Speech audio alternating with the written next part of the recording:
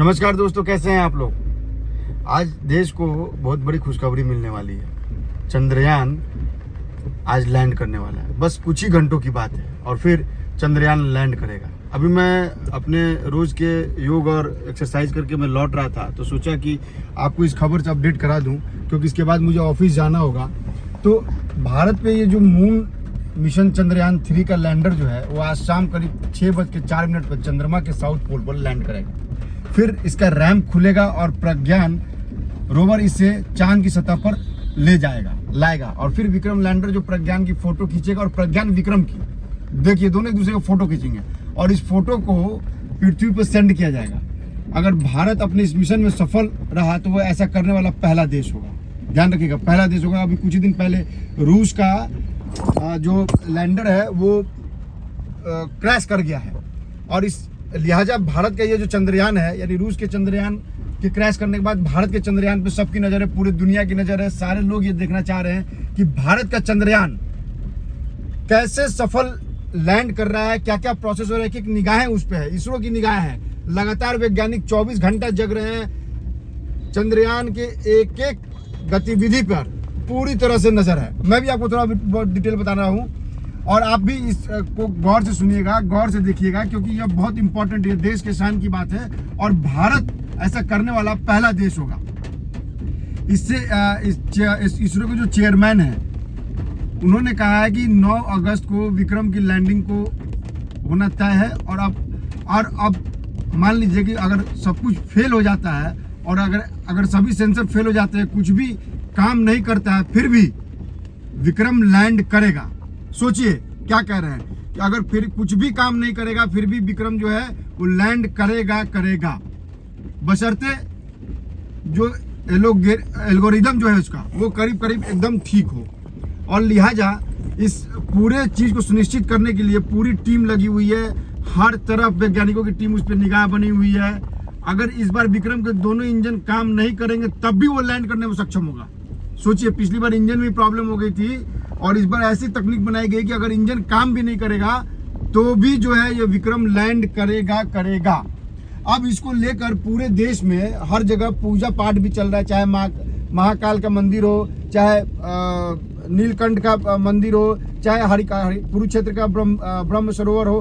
हर जगह इसको लेकर पूजा की जा रही है ताकि चंद्रयान जो है वो सफल रहे। इसके अलावा पीएम मोदी भी जो है उस इवेंट से वर्चुअली जुड़ेंगे। पीएम मोदी इस समय बाहर है। पीएम मोदी जो है वो वर्चुअली इससे जुड़ेंगे। वो साउथ अफ्रीका में है, इसलिए ब्रिक्स के मीटिंग में शामिल होने के लिए गए हैं, इसलिए लिहाजा वो इससे भी जुड़ेंगे।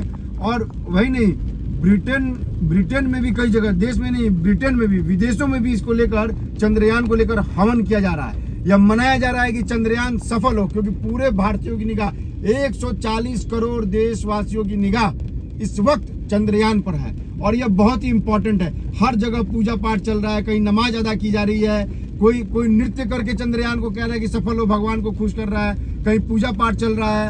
आप देखिए देहरादून के मंदिर में पूजा पाठ चल रहा है। कई जगह से हमारे पास खबरें आ रही हैं, लगातार यहाँ पूजा पाठ चल रहा है। और अगर इसके बीच भी एक संभावना बनती है, अगर आज लैंडिंग नहीं हुई तो 27 अगस्त को यह लैंडिंग होगी। चंद्रमा पर उतरने से 2 घंटे पहले लैंडर मॉड्यूल की स्थिति और चंद्रमा की स्थितियों में आधार पर यह तय किया जाएगा कि उस समय इसे उतारना उचित होगा या नहीं।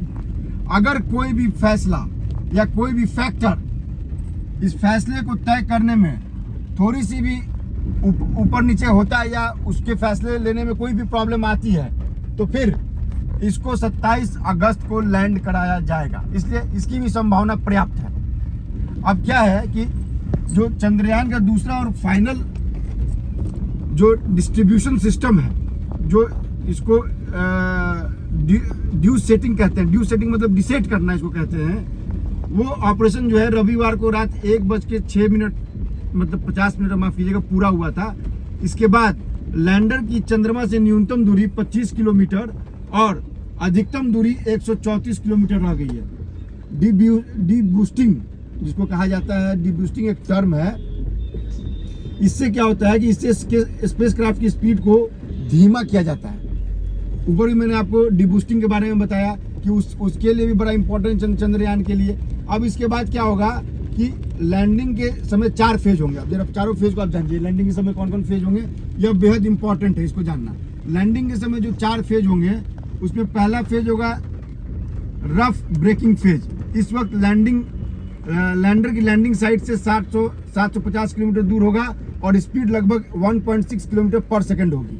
यह फेज 690 सेकंड तक चलेगा। इस दौरान विक्रम के सभी सेंसर्स के कैलिब्रेट होंगे, मतलब सेंसर जो है एक दूसरे को समझेंगे, एक दूसरे को परखेंगे। 690 सेकंड में हॉरिजेंटल स्पीड 358 मीटर पर सेकंड और नीचे की तरफ 61 मीटर पर सेकंड हो जाएगा। इसके बाद जो सेकंड मॉड्यूल आता है एल्टीट्यूड होल्ड फेज। विक्रम चांद की सतह की फोटो खींचेगा और पहले से मौजूदा फोटो के साथ कंपेयर करेगा कि भाई दोनों क्लैरिटी क्या है, एंगल क्या, सारी चीज कंपेयर होगा।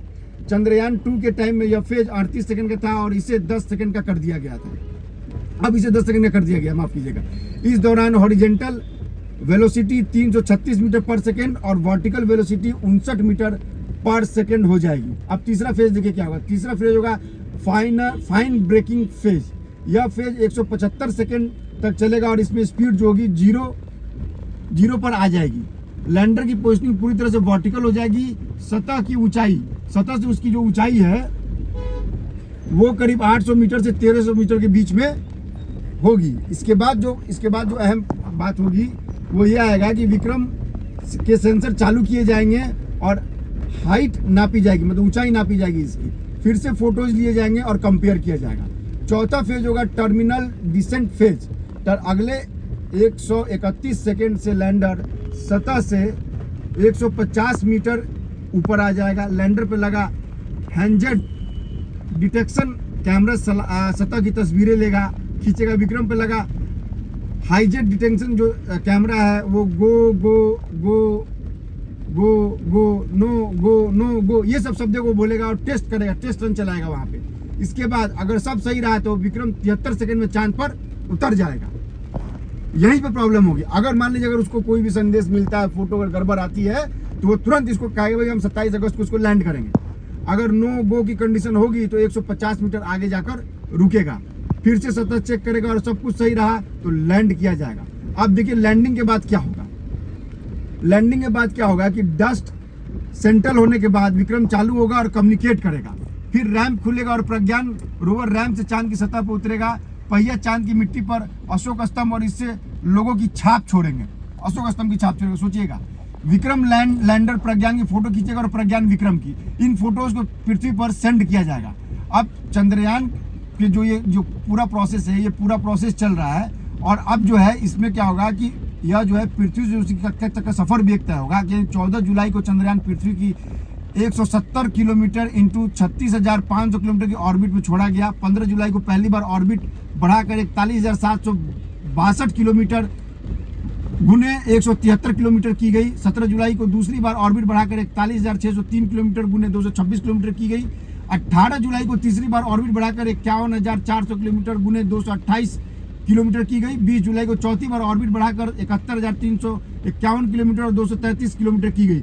25 जुलाई को पांचवी बार ऑर्बिट बढ़ा के 1,27,600 किलोमीटर मल्टीप्लाइड बाय 236 किलोमीटर की गई। सो लगातार ये प्रोसेस जो है पूरी तरह से ये मैंने आपको प्रोसेस बताया और इस प्रोसेस को अपना कर बस आज शाम कुछ ही घंटे बाद जो है वो कुछ ही घंटे बाद जो है ये चंद्रयान जो है ये चंद्रमा पर लैंड करेगा। और इस लैंड करने के बाद से क्या होगा कि यह लैंड करते ही अब दुनिया में भारत जो है एक ऐसा ताकतवर देश बन जाएगा जो अपने चंद्रयान को चंद्रमा पर लैंड कराने वाला हो जाएगा। क्योंकि कुछ ही दिन पहले रूस का चंद्रयान क्रैश कर गया था, लिहाजा सबकी निगाहें इस पर है। आप हमारे वीडियो को लाइक कीजिए, सब्सक्राइब कीजिए और कमेंट भी जरूर कीजिए, क्योंकि हम चंद्रयान से जुड़ी हर खबर से आपको अपडेट कराते रहेंगे। मुझे भी ऑफिस जाने का समय हो रहा है, मैं भी एक्सरसाइज करके लौट रहा हूं, लिहाजा आप जो है हमारी इस खबर को जरूर देखिए, लाइक कीजिए और सब्सक्राइब कीजिए। नमस्कार।